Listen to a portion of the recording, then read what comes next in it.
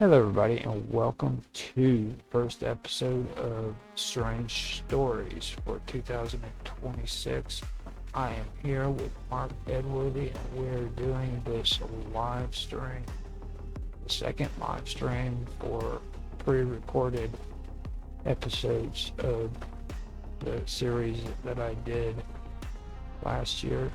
I believe I did it the year before too, but I'm not quite sure. This originally comes off of Strange Stories, the sister channel to the Wonderful World of Weirdness. If you guys want to check out the full length of these videos, I suggest you go in there because they come out there first, the edited versions.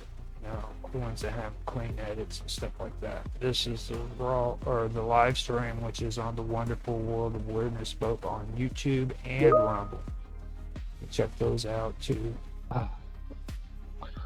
Okay, so with that being said, let's get on with the topic. So the first one that I wanted to do is I wanted to get into a strange story that I had come across here in the last month or so, and I figured I would get started with that. Now, we're very aware of Death Valley here in the United States. It's pretty infamous worldwide, actually. Everybody knows about it. But I wanted to discuss this one. This is the history and mystery of Russia's Valley of Death. I don't know if anybody. Well, apparently I was talking to Mark earlier, and he wasn't aware of it. But it's located on the Kamchatka Peninsula in Russia. It's in the Far East. Now, this is volcanic winter wonderland, basically. Snow usually blankets a chain of eruptive mountains that shower the land with like molten fireworks all the time. Now it's pretty beautiful, but it's also what they call biodiverse. And when they say that, what it is it has a myriad of the like aquatic, aerial, and terrestrial species, like different animals and stuff like that. Now, besides all of it, all the beauty and everything that goes with it, there's also a lot of trouble uh, in this area, and it's very lethal. But really, it is a beautiful place. Now, this valley is located within this peninsula, okay, and it's a smaller valley. And this is where like animals would wander in, they never come back out. Now, usually when the snow melts, they'll find various critters, from hares to birds, and stuff like that have died in this area. Now, they find predatory scavengers like wolverines that go in there, and they regularly feed on these dead animals after the wintertime is done and the ice is melted and stuff. So this is basically like a feeding ground for them. But the weird part about it is that they don't they don't survive it, you know what I mean? So it's kind of like a trap, basically, I guess you could say. And this has been going on, and for the longest period of time, the Russians in that region have considered this to be a cursed area because of that. So that's something that I wanted to bring up, and that there are old curses that are involved in it. The reason for that is because of the freaking the environment, the harsh environment with the chemicals that come off of volcanoes and stuff like that. They kill these animals.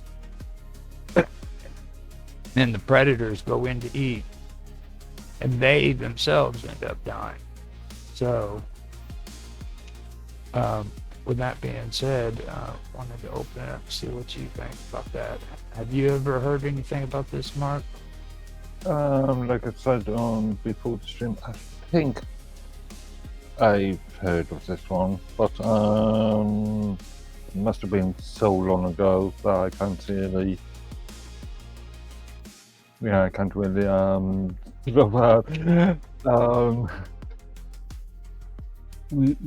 remember. Must have been something I must have heard of when I was a kid. Now, the guy who actually discovered it, he's a volcanologist, however you say that. His name is Vladimir. Volcanologist. So you're aware of it, B? Well, have you heard of this Valley of Death by any chance, B? Valley of Death? Yeah, in Russia. In Russia. No, just the American one. Okay, so this. I know there's one in Russia. Yeah, this is a small valley that is actually located up in Kamchatka Peninsula in Russia. It's the Far East, and it's basically, it's like I said earlier, it's a volcanic wonderland. Okay, and what happens is like gases from these volcanoes kill like small prey, leave them dead, and then when the predators go in to try to eat these prey, they when the snow melts and everything, they end up dying too. Now, this was discovered back in the 70s by Vladimir Leonov, and he's a volcanologist at Russia's Institute of Volcanology. And he ended up going out and doing the research on it, and it is a volcanic phenomenon, but even though the science has basically been confirmed, okay, there has been unconfirmed stories about the place, okay? Now, that kind of reminds me of Mel's Hole. Well, the plot. You heard of Mel's Hole, right? In let's hear about it. Mel's Hole, famous story. Art Bell. So, this guy named Mel calls into Coast to Coast AM to talk to Art Bell, and he's saying that he bought this property, and on this property there's a hole in the ground. Now, this hole in the ground has been used as, I don't know, some sacred hole. So the Native Americans just, I don't know, it was sacred land for them. However, when it got into the possession of the colonizers, they used it for a trash hole. And supposedly this hole had been used for generations and generations, and it never got full. And people have apparently gone and tried to measure how far down it goes. Nobody's ever gotten to the bottom of it. So, it was one time this guy, so he decided to throw down a live animal. I think it was like a goat or something, right? And he heard it bleed, bleeding all the way down, so he couldn't hear anymore. Still never heard an impact. Next day he comes back to the hole. The goat is on the edge of the hole. And except for this goat isn't really a goat. It's basically just the outside fur of it. But something pops out of it. like like an alien, right? It's this giant cyst-like thing that basically turns into this seal seal type of creature. It has like a beak, but it's like a seal, and it I don't know it would do things like you could communicate with it.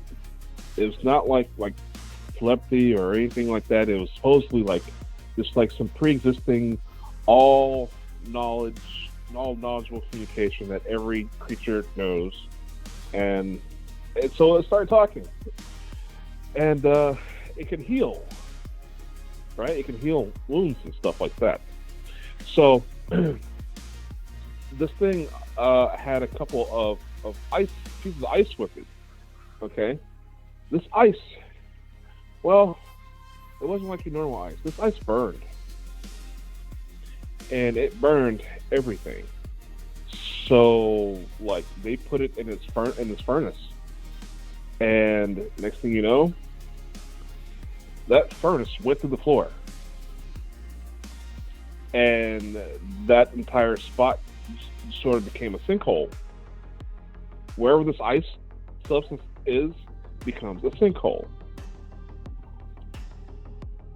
And so, yeah, this guy, his name is Mel. Apparently, he got kicked off of his property. The government came through and basically told him to get the hell out of here. They offered him up some money, which I think he took, but he wasn't supposed to come back. He came back anyways, and ultimately, like, lost his land altogether.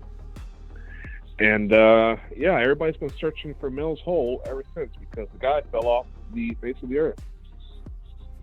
Now it is pretty interesting that you brought that up because the story actually does thicken when it comes to this valley because like I said, even though there are the science is pretty clear and confirmed when it comes to what's killing these animals, okay, but there are unconfirmed stories about the place that are still going around too. Like some people are claiming, for instance, that animal corpses are regularly being removed from the valley.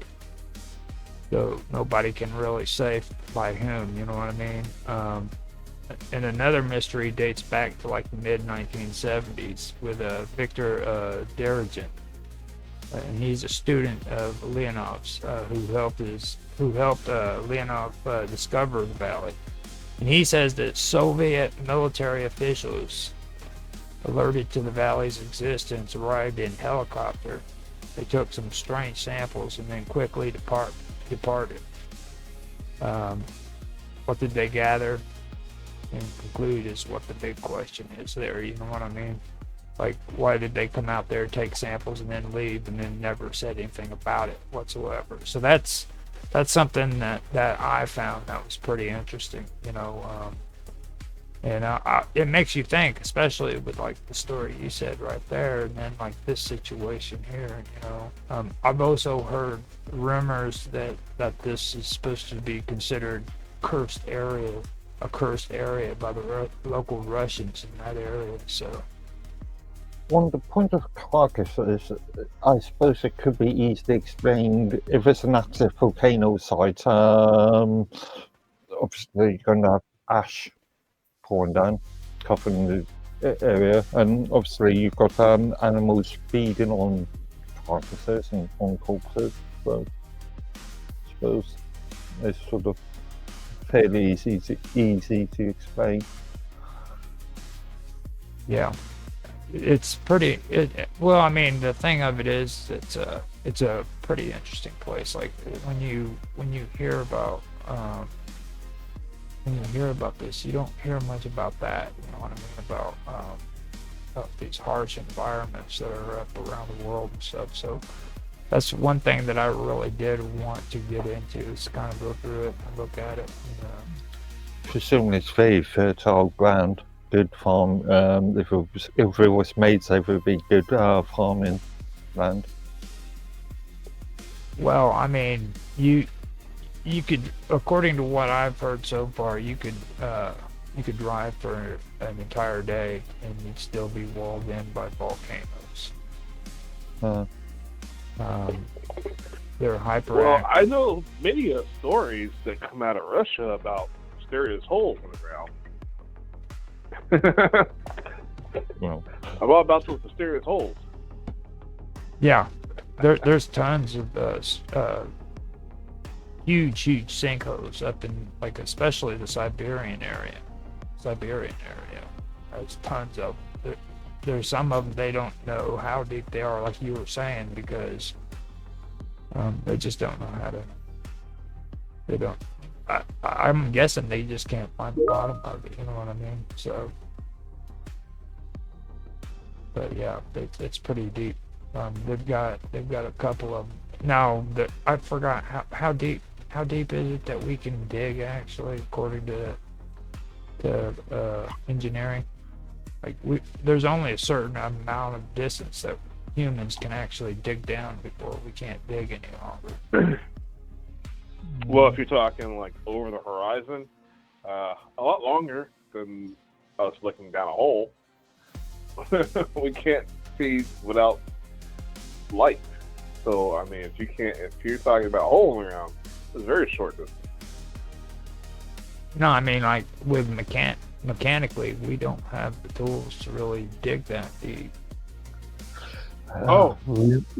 some Oh, time ago, well, I was some time ago, I was watching some video on oil mining or oil drilling, and yeah, it made a point of I can't remember, it was so long ago, but it made a point of that there is a safety standard.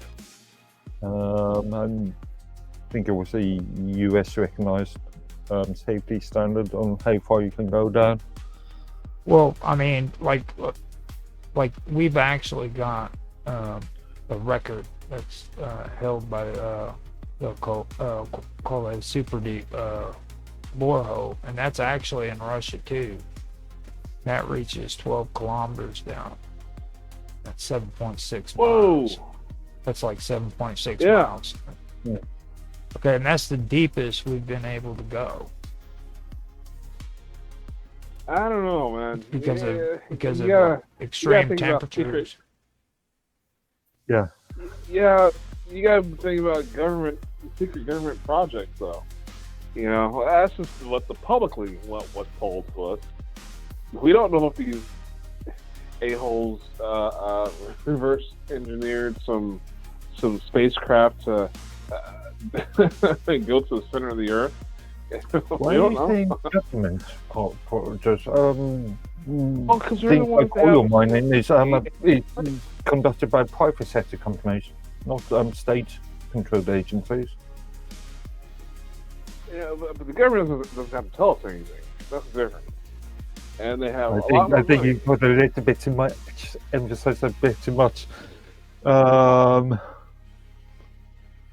Emphasis on the government, on US government. You know, they're always throwing our money. It's got some power, but it can, as we all know, it can be corrupted by private sector interests. You know what he's talking about, like Phil Snyder and stuff, right? And you remember the stories about that, right, Mark?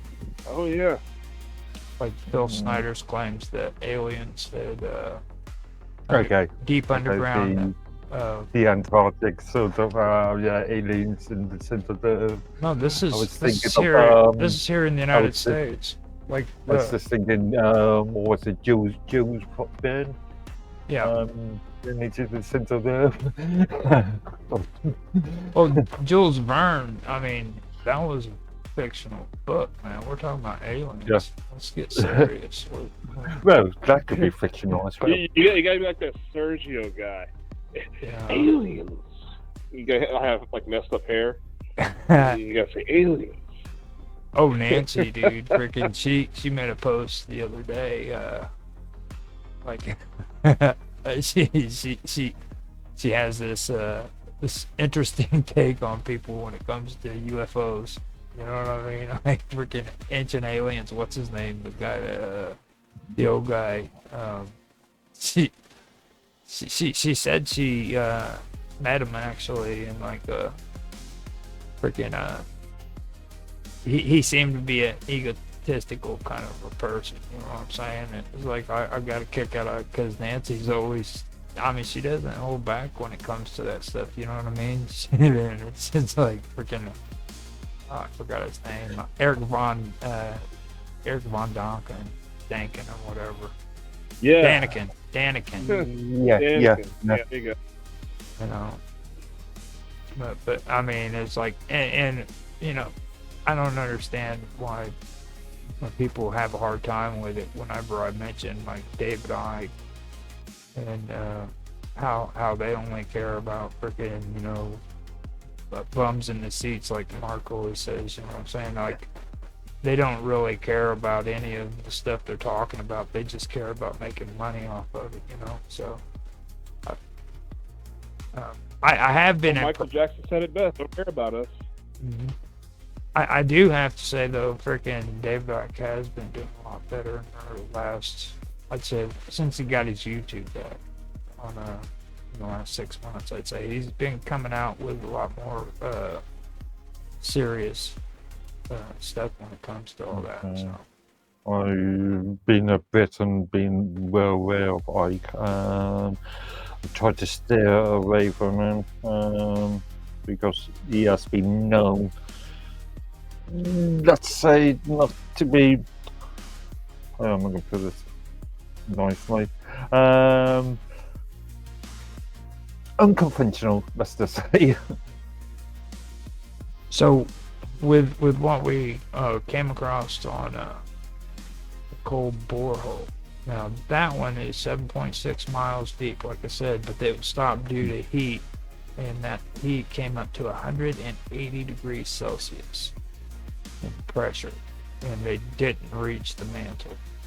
Now the deepest mine is around 3.9 kilometers, and that's 2.4 miles, and that's limited by heat support. Now the deepest oil or gas wells can exceed 12 kilometers, like the Sakhalin one project, but they're extremely expensive. Now, I do find holes pretty interesting, to be honest with you. Like, you stop talking to me about stuff like that because What kind of holes you like? I mean, I like all kinds of holes, because it and I'm sorry, I am one of those people who believe that like the government is very interested in this subject. Like they wrote in deep holes, not only deep holes, but like these valleys, you know what I mean, where phenomenon like this happens. Because I don't know exactly what kind of nefarious business they would have in going out there and taking samples of dead animals. You know what I mean? Maybe they're just doing sample research to find out how animals live and die in harsh environments. You know, so that they can create an alien. Or there could be some weird radiation that they want to learn about that's killing the animals. I don't know. So now, if you guys have a chance, I've got a link over inside. It's called The History and Mystery of Russia's Death Valley. If you guys want to check that out, feel free to do so. I might post it in the comment sections, but that could become rather tedious, and you know how I am. I don't like doing all that extra work. So. For the additional reference, yeah. Now, the thing I also want to get into is crop circles.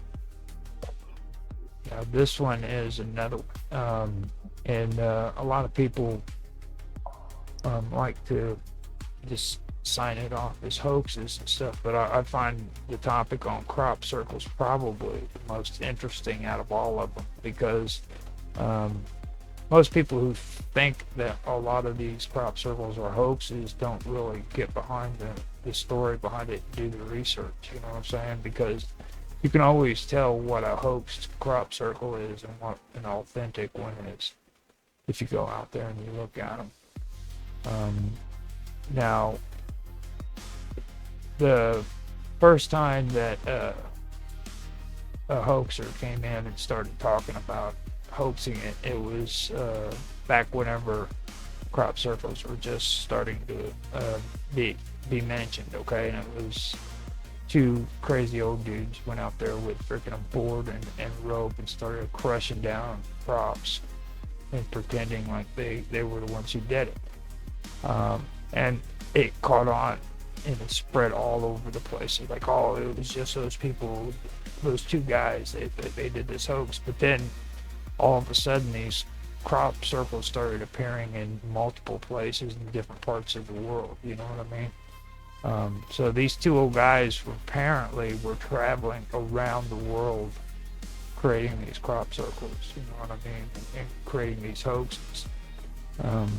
Later on, I started finding out too that if you pay attention to the actual authentic crop circles, you'll see and find out that the fauna that's down underneath the crops, when these crops were actually pushed down to the ground, they stayed up.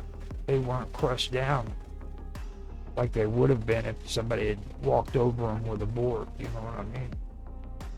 But if you look at the crop circles that are authentic, you'll see freaking like yellow dock, what we call yellow dock here in the United States. You'd see it actually still standing up within the crop circle, and you'll see different plant lives and things like that that are still standing up and not crushed down. Is that the case for all? What'd you say? Recorded. Is that a case for all recorded crop circles? Well, there are hoaxed crop circles.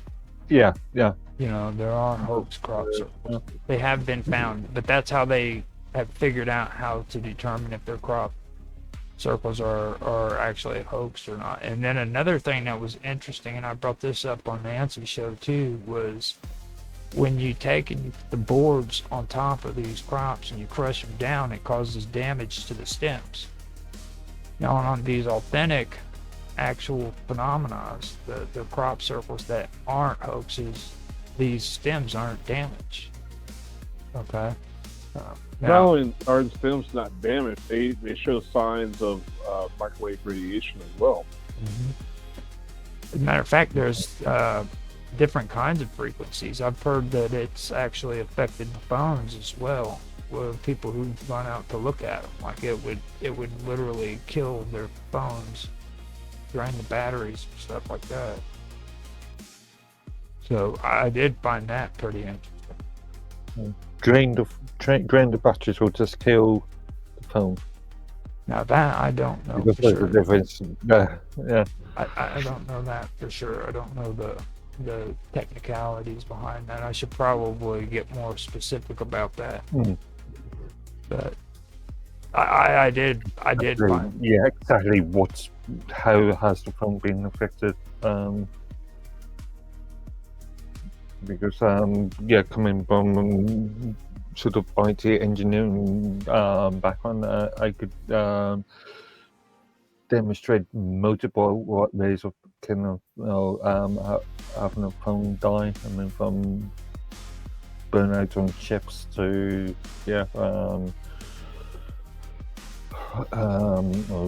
burnout on components to actual battery gun dying to, I don't know, just loose wires or something. Well, I mean, for me, it's the two people that I mentioned who were the hoaxers was Doug Bauer and Dave Torley. I found it funny that, like, well, it was back in the 1970s, so English people were very skeptical about UFOs back then. You know what I mean? It was almost the attitude of like, oh, you must be a crazy man for even bringing it up. Some of us are still fairly skeptical of this phenomena. But my whole point is it's like that there is just too much. There's too much going on from that point until now. And if you see like the geometry of some of these crop circles, they're just completely amazing. To freaking Hicks from freaking, you know, uh, Wiltshire, England, aren't going to be able to freaking come up with complicated uh, freaking designs like that. You know what I mean? Back in the 1970s, when like computers were barely available, so they wouldn't. This country is well known for mathematics. Remember, we were once Politan captains of the sea. We, when it comes to maths, we sort of like, we have been a great nation.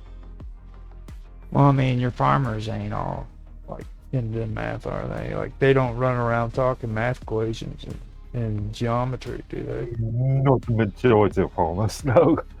I But mean, they still know. They still can work out acreage, and sort of when to milk cows, and there's a lot of maths still involved.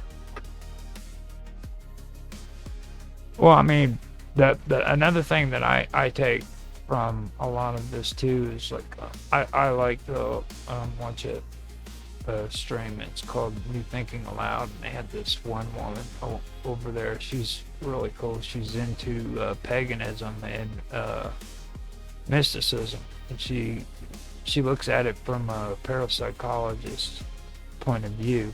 Okay, she doesn't really follow the whole UFO storyline behind these crop circles. She points out the fact that like these are located in fields where crops have been grown for generation after generation, and she goes into talking about the old pagan beliefs. And back in the day, man, before they grew their crops and after they grew their crops, the farmers would go out into these fields and they would throw festivals. Okay.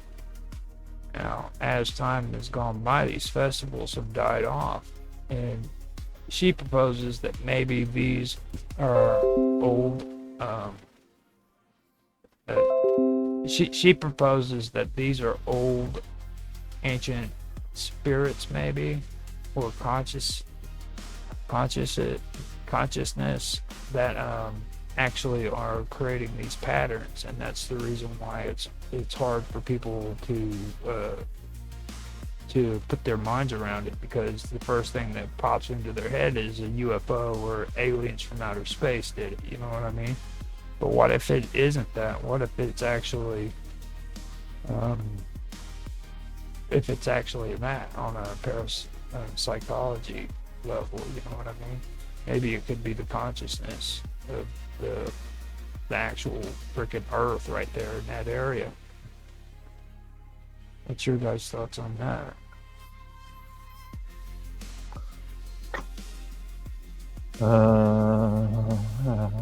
Again, I'm going to remain extremely skeptical.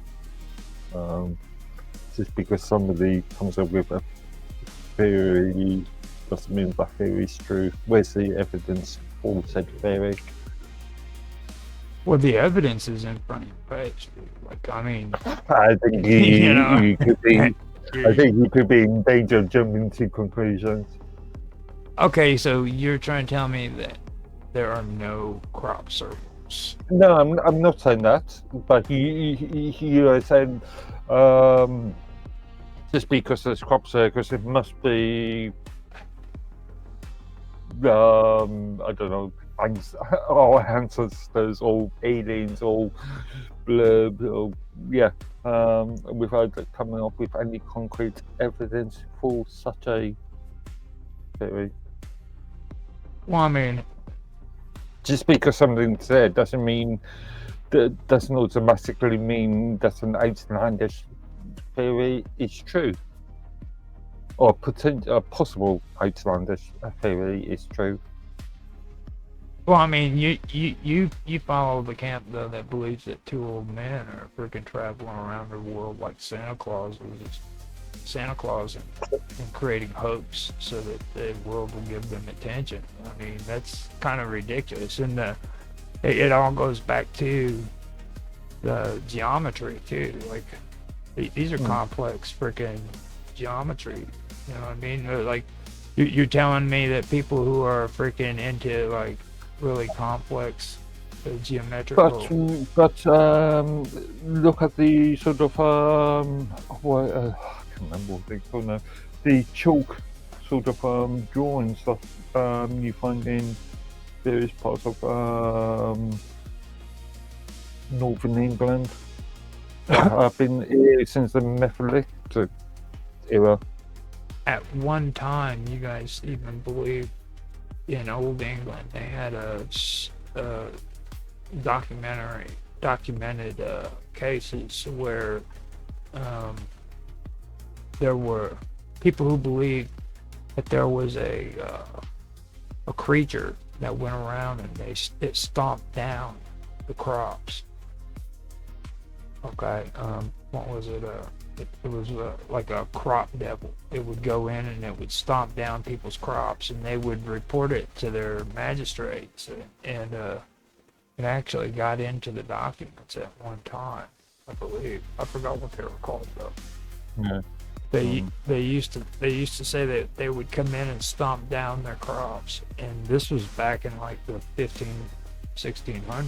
They were talking about this. Okay, so relatively new. I was thinking early medieval, sort of pre-medieval, but I know that's late medieval, isn't it? 15, 16. So what about the Freemasons? Their whole thing is geometry, right? Yeah.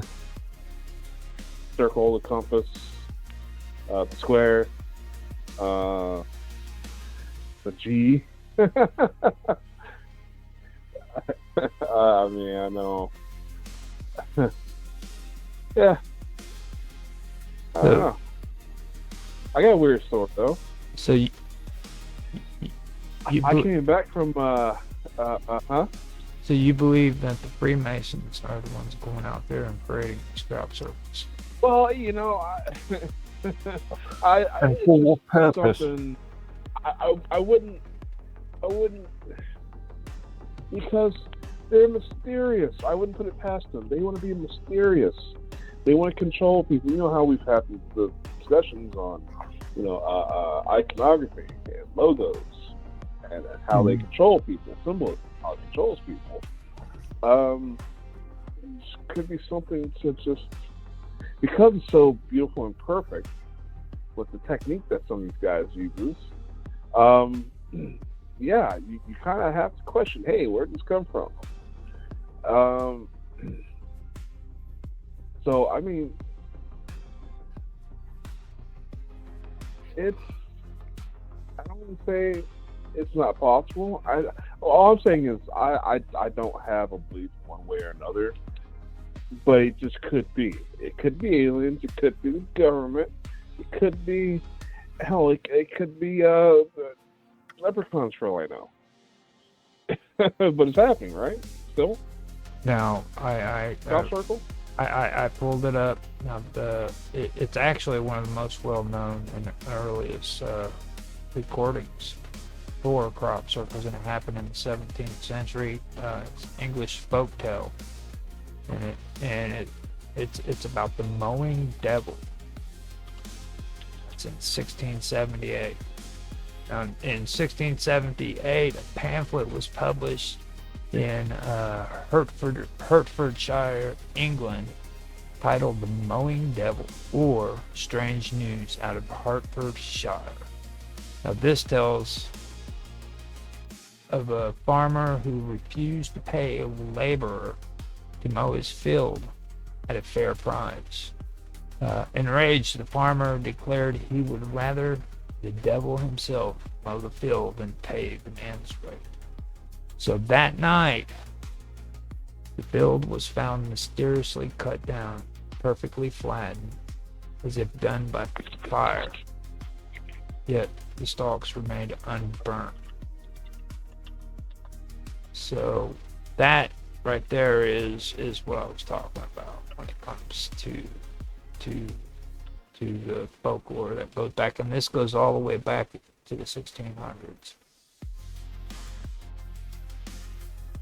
I don't know, 17th century, we're talking about post medieval, and we're talking about Britain going through a really sort of dramatic time at the time. We had the Civil War, we had the the fire of London. It was a really dramatic time. There was the entire sort of Protestant, the Anglo Catholic sort of arguments at the time. You could put the death is sort of theory down to sort of cultural sort of ideas of religion and lack of education as far as populace was concerned. Well, I mean, later traditions in England, especially in areas like Wiltshire, they would include like tales of fairies, night specters, or elemental spirits, and these were supposed to dance in circles and flatten grain. They trampled crops during moonlit festivals.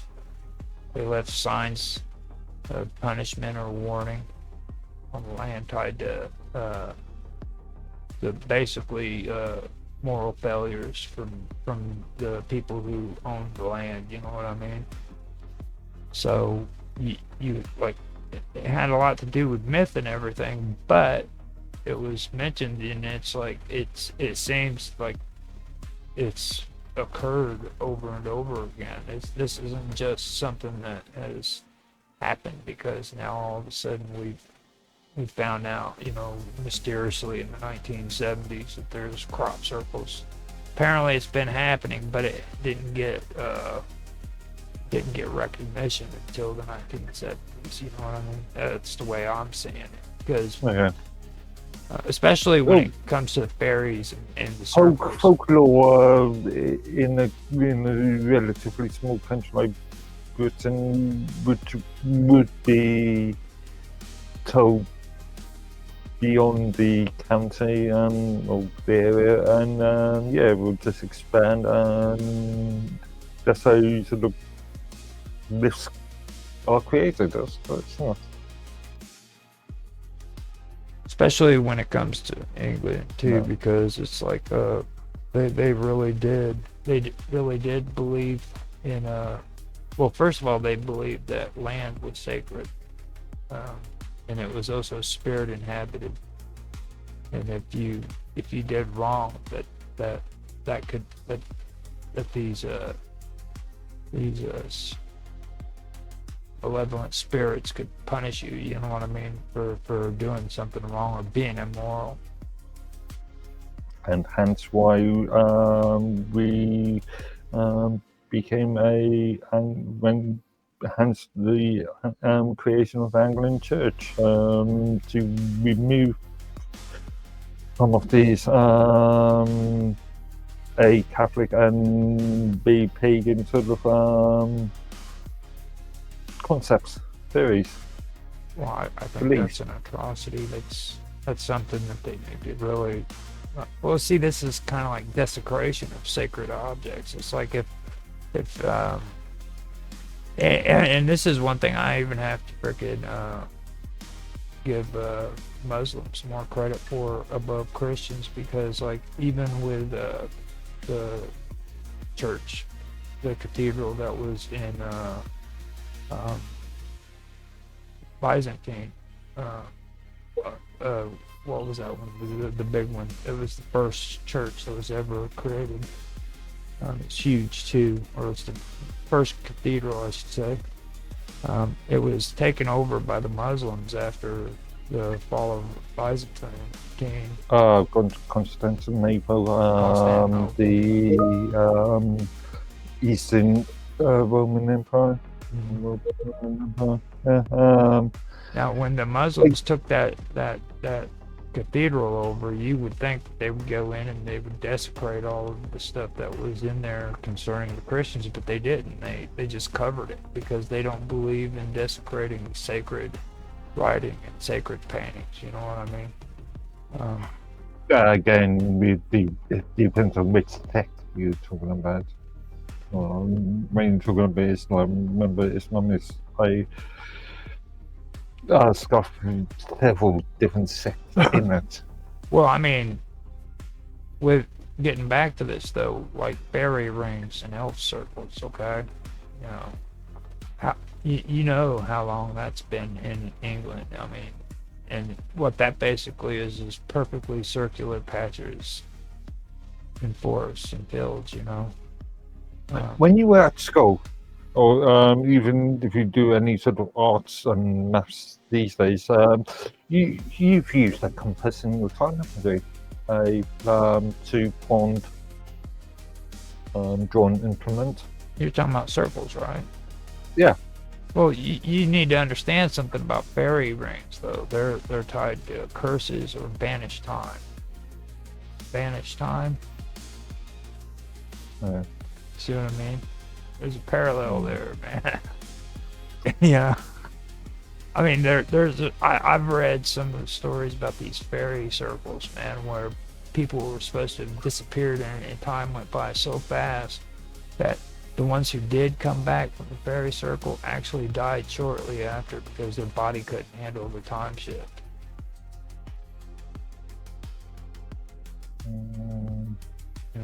Okay, I would have to do further research on that. I'm just thinking of these. Your ancestors would warn the children and each other even to never associate with fairies and elves that were on the roadside, because if they did, they would be tempted into going back to these fairy rings and celebrating, and they would be tempted into going into that. What would happen is they would get transported into another realm that's beyond our time, and that would end up causing issues. You know what I'm saying? They would, like I said, they would end up, if they did come out of that fairy circle, they would die shortly after because they couldn't handle the time difference. You know what I mean? At least according to the myth. Okay.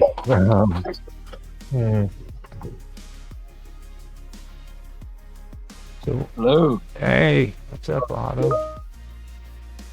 Oh, all kinds of stuff. Heard you were talking about fairy rings, fairy circles. Oh yeah, we were. What? Yeah, you know, read Jacques Vallée. Wrote a very interesting book called Jacques Vallée, Vallee.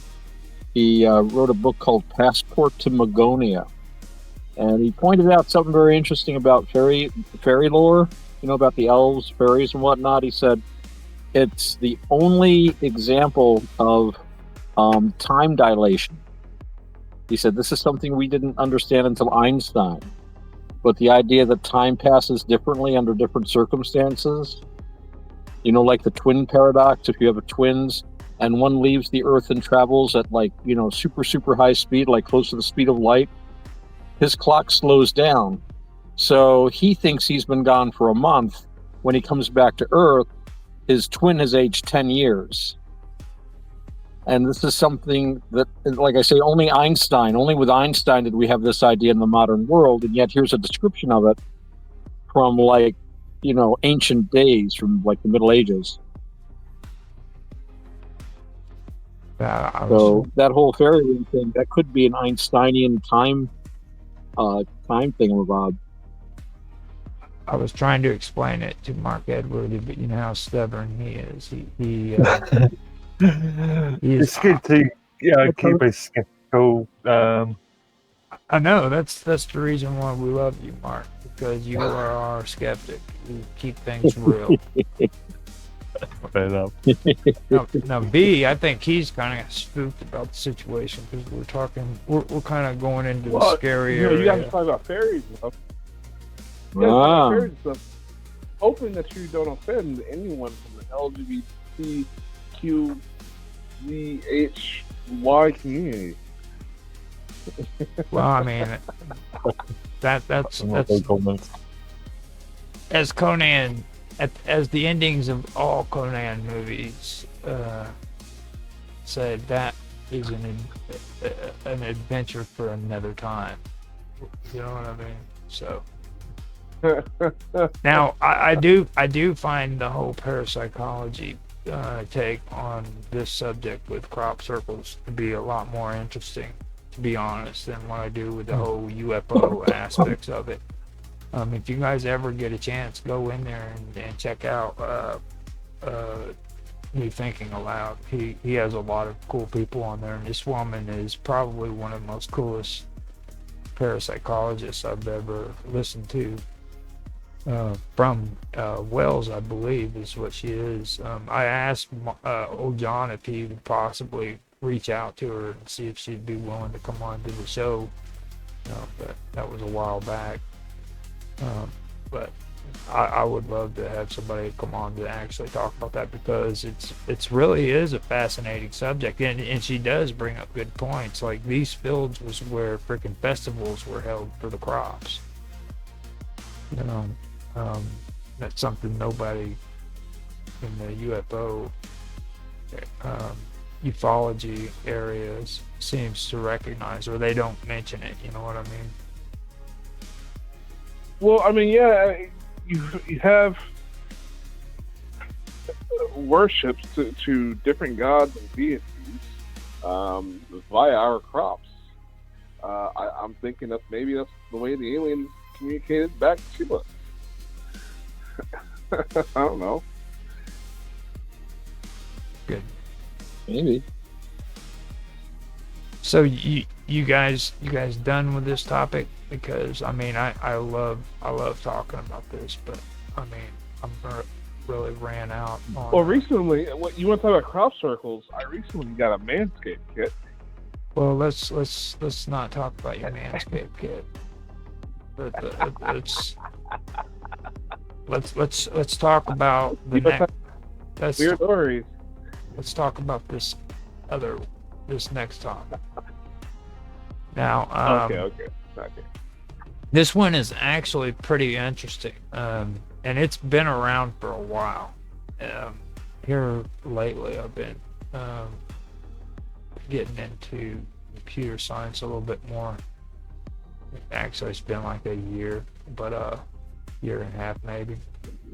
But this topic, it goes back to a guy by the name of Alan Kay.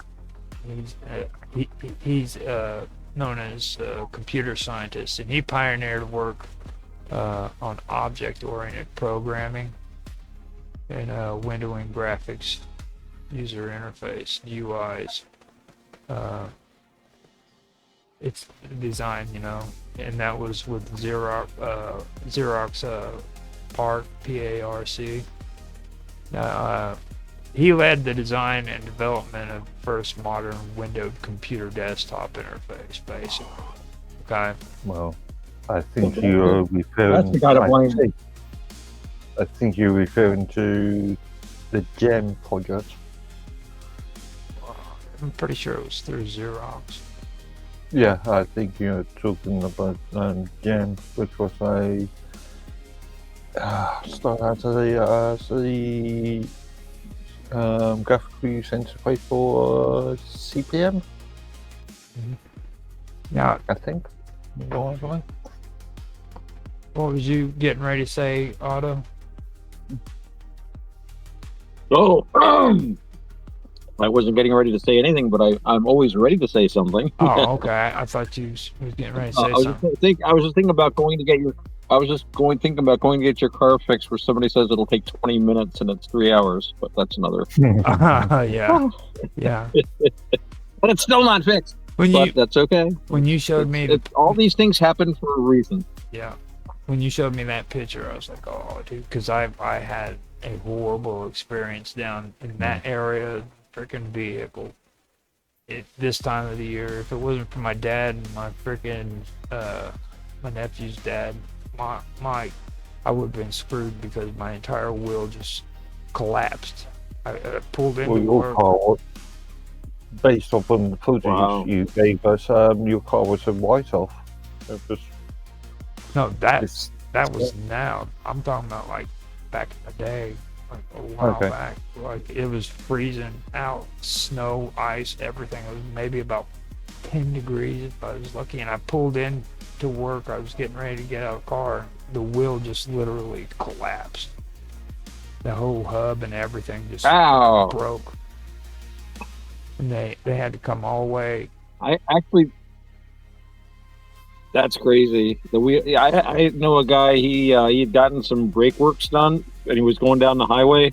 He felt a thump, and he saw one of his front tires just running on the road next to him, 3 feet away. Tire just popped right off the car, and he called up the dealership, and they said they thought about it, and they finally said, well, we do not admit any responsibility, but we will fix everything for you for free.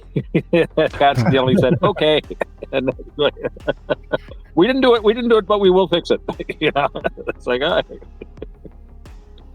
right. Yeah. I love when they do stuff like that. You know, you get a judgment, and it's like, well, they're going to pay you $10 million, but they didn't do anything wrong. It's like, yeah, I believe that. So I wanted to mention Alan Kay, but the reason why I wanted to mention something was because he came up with the term, that original. It's not really official. It's not an official term, okay. But the term is compiler of original sin theory in computer science, okay. Now, just so people understand, I'm not talking about religion or anything like that. Okay, I'm referring to computer science, and the original meaning for compiler of original sin, which was, like I said, attributed to Alan Kay. He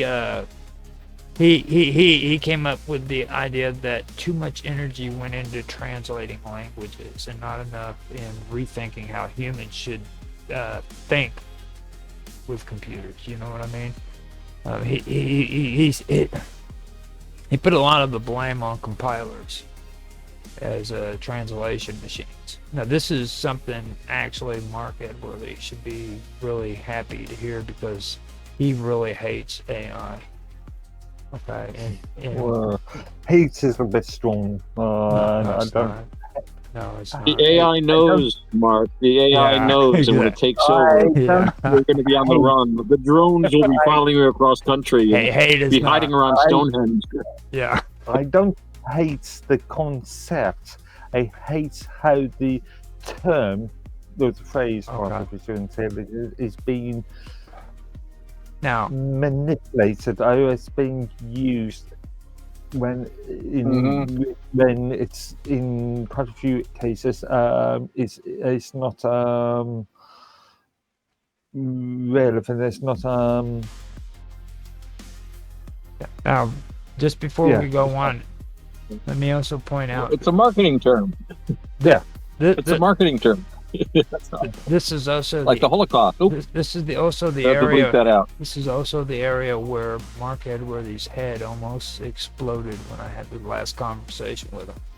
And Tan Hai Tran will not come onto a stream with me and talk computer science ever again, it seems, because freaking of this topic. Yeah, like these two felt like they were being tortured again back in their college days, sitting in front of a computer science teacher, I guess you could call him, an instructor, a professor. Now, the compiler translates human readable code into machine executive code, okay? these are basically models that deal with syntax trees, parsing rules, optimization, and compilation speeds, and stuff of that nature. Okay. Now, for this whole thing, what his argument is his argument is that computer became a tool for translating code into instructions rather than amplifying the human thought. You know what I mean? So the original sin, according to Kay, in his criticisms, was that the compiler focused on locking us into like static language models, focused also on implementation efficiency and not conceptual elegance, basically. You know what I mean? And I see this because of the way me and Mark and Tan talk, because like they're more binary developers. You know what I mean? And this basically reinforces the binary developer machine develop relationship rather than like a fluid co-creative system. You know what I mean? So I'm surprised Ree didn't say something about non-binary. oh yeah. I don't know. When you were talking about fluid, that's like. When I was a kid, I learned some things like Lisp, Fortran, that's a bit of full actually, not Fortran, full Lisp, and languages like that need compiling. But also languages like Basic and assembly Assembler. On certain machines, on let's say the standard 8 bits. Commodores and BBC, Acons and stuff, they didn't actually need compiling. You could write a piece of code and have it run directly as is. You still there? They don't use Fortran anymore or anything like that? Or do they still use it? Fortran, possibly in banking. Remember, Fortran was used as during the Apollo missions and earlier within space space race. I'm not sure. Again, possibly still. I remember people. Sorry. I was going to say, I remember people talking about Fortran and assembler and things like that back in the 1980s. I didn't do much with computers. I took a couple of little courses. I picked up some basic. I don't remember any of it, and but I remember a lot of people were excitedly talking about these things like they were cutting edge and everything. And I figured by now it's all got to be obsolete. I don't know. I'm thinking on the lines of Kovo as an example, and you still got legacy banking internal infrastructure that still runs COBOL from the 1970s. And see, according to Kay, though, the compiler itself was the original sin. Okay, because what it did is it anchored computing to translation rather than transformation. You know what I mean? And when he came out with Smalltalk, it was basically Smalltalk versus the compiler-centric languages. So he ended up developing Smalltalk, and it was a system where everything is an object. You know what I mean? The system is live and it's also reflective. And like I said, code and data existed as a fluid. Modify it, you know what I mean? It wasn't all just a binary developer machine relationship, you know what I mean? It was all fluid, and it could be freaking modified. It was a modifiable world, basically. small talk was used mainly within educational realms. Just checking Wikipedia page. Last stable version of that was developed in 1980. So there hasn't been any sort of major progresses within that language since. Now the thing about it is it's like when he came up with this stuff, he made it to where compilation wasn't a separate step. It happened inside a running environment. Now this stands in contrast to languages like C and C++ or Java, where you write the code, you compile it. Actually, no, Java is within this environment. Well, all I'm saying is, like with those, you write the code, you compile it, you run the results, and then you repeat. Yeah. But there is a separation between the actual machine, the CPU, and the language. There is a environment in between. Unlike C, as an example, which is a direct communication with the CPU. Kay saw that model as limiting because it divided thinking and doing. You know what I mean? It made computing more about writing static scripts rather than building like living systems. You know what I mean? Well, they probably weren't thinking about living systems. They were just trying to, making an adding machine better. I mean, all this technology, we keep forgetting. I used to know this guy made this point about it very clearly. Everything we see around, he claimed nothing had been invented since 1900 was his thing, because everything we have now, it's basically we've engineered things. I mean, you can go to the Babbage engine, you can go to the first Jacquard looms that use like cards that are very much like the IBM cards that when I was a kid we actually had. We cut these little cards when I was in grade school. They were showing this is how computers work, and so the computers we have today are basically just an adding machine writ large, ones and zeros, all that kind of thing. I don't think they were thinking in terms of like living systems. We can't blame them too much for not seeing this. I think at the time, I think engineering, you tend to be really focused on making this one little bit better. We're going to make this work faster. We're going to make it do more things. They probably weren't thinking in terms of like a basic change in the paradigm of the technology until like the technology got to a point where you saw all the possibilities it has now. So maybe this is what's awakening this idea that we can do this. So maybe now is the time to make these changes. From an engineering and also business concept, you've got a problem or a task to do. So you create code that would do that.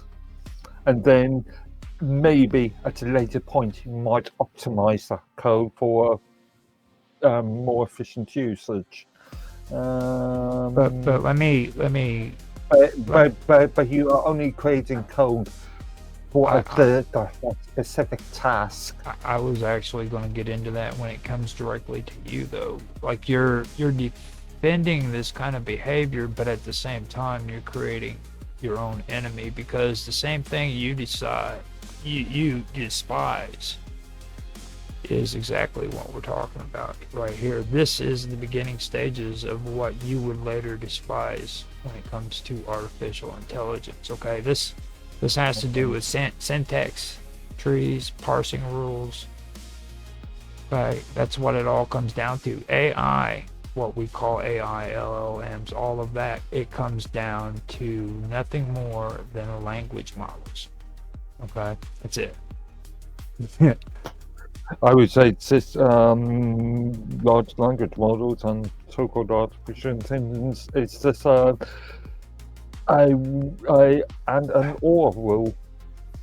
If something equates to this, then do this, or if it equates to this, do that. All I'm saying is you've created your own hell, because back in the 1980s, you were like, oh, dude, this is cutting edge and good stuff. You know what I mean? And now, guess what? It was good. it was good in the 80s. You know, you never know where a step is going to take you, but you've got to take the step. Mm-hmm. And you've got to kind of hope that, you know, no matter what steps you're taking, you'll find someplace else to put your foot as you go. So, but I mean, if we see something in the system now we don't like, we can take steps to change it. But in the meantime, we have to have the system we've created in order to be where we are. I can see the smile on Mark's face. It's finally kicking in. Sorry, He's no, understanding what I'm saying here. At that point, I was just thinking the old Star Trek adage to boldly go. Yeah.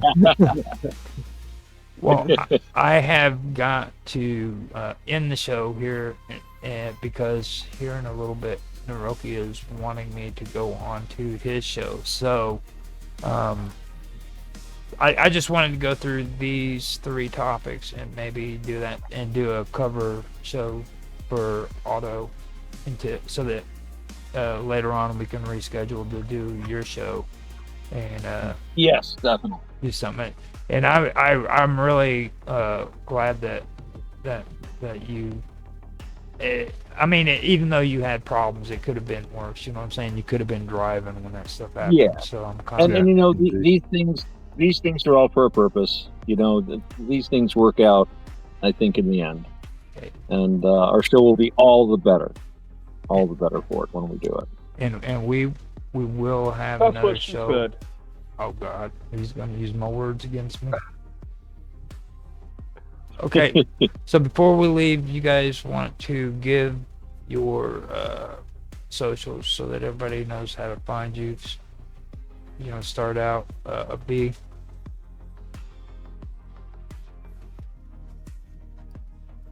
I guess not. He fell asleep. Man with no No, He's been. no.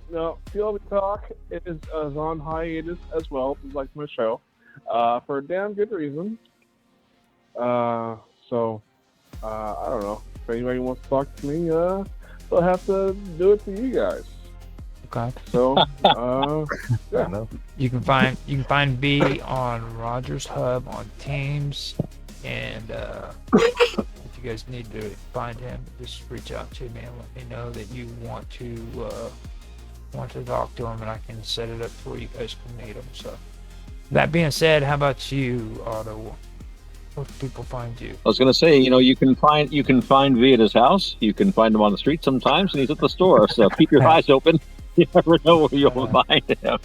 sometimes on a street corner, He's sometimes down at the police station.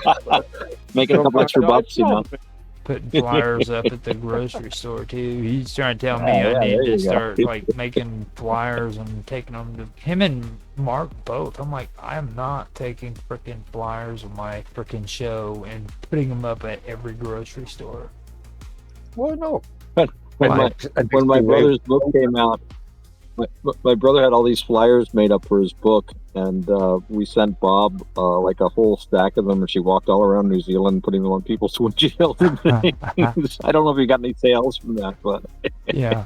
but anyway, my contacts, you can find me on minds.com as AutoX. You can check out navakavada.org. That's NAVAKAVADA, spelled just like it sounds. And of course, hopefully, you can find the Automatic Pilot Show when it's around on the Wonderful World of Weirdness. Is that where you've got it posted, Roger? Yes. Wonderful World of Weirdness and Strange Stories. Ooh, so there you go, a double whammy. Mm-hmm. On various platforms. Various platforms. Rumble. Not D-Line. I gotta stop saying D-Line. I'm giving up the D-Line. Rumble. You can find it on Rumble, Twitch, YouTube, Kick, and I guess that's it. Oh, minds.com. Of course. Of course. Well, That leaves me. I'm just really on minds.com under the username Medworthy. Okay, I appreciate everybody on the panel who came in to talk about these topics. I appreciate it very much. This is actually first episode for the third season, I believe, of Strange Stories. And I think it went off good. We had some good topics, and we actually did it in a live stream. So thank you guys for being here. Thanks to everybody who listens to this. Please leave a comment, like, subscribe, share, make comments in the comment sections, guys. You don't know how much I appreciate that. So with that being said, I'm going to go ahead and end the recording and live stream, and we will talk to you later.